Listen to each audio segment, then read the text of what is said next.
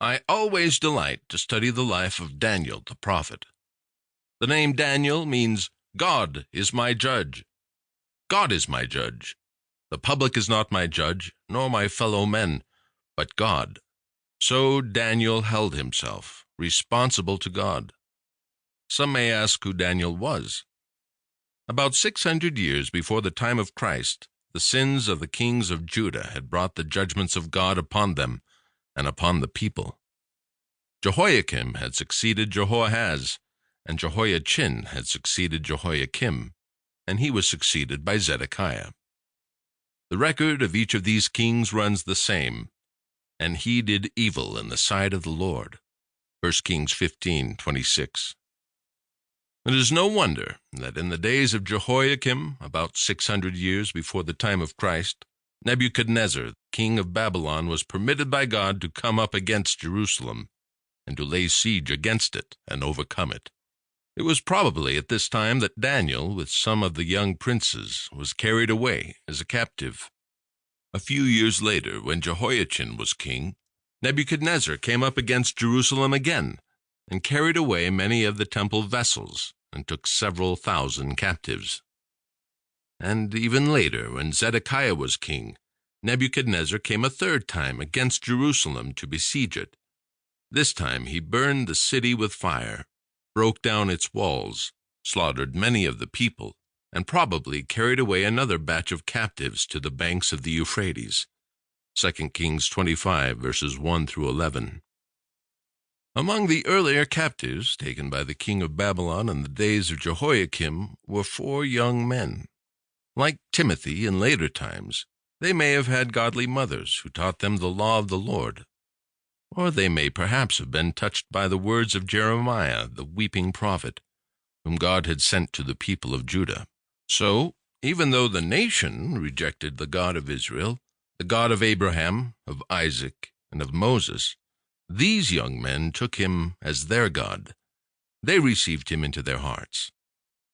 Many may have mocked Jeremiah when he warned them and lifted up his voice against the sins of the people. They may have laughed at his tears and told him to his face that he was causing undue excitement, just as people say of earnest preachers today. But these 4 young men seemed to have listened to the prophet's voice, and they had the strength to stand for God. In spite of their faithfulness, they were captives in Babylon. Nebuchadnezzar, the king, commanded that a certain number of the most promising of the young Jewish captives be chosen to be taught the Chaldean tongue and instructed in the learning of Babylon. The king further ordered that there should be portions of meat from his table set before them daily, with a supply of the same wine as he himself drank. This was to continue for 3 years. Daniel 1:5. At the end of 3 years, these young men were to stand before the great monarch, the ruler over the whole world at that time. Daniel and his 3 young friends were among those thus selected. Scripture. And Daniel purposed in his heart that he would not defile himself with a portion of the king's food, nor with the wine which he drank. Therefore he requested of the prince of the eunuchs that he might not defile himself. Daniel 1:8.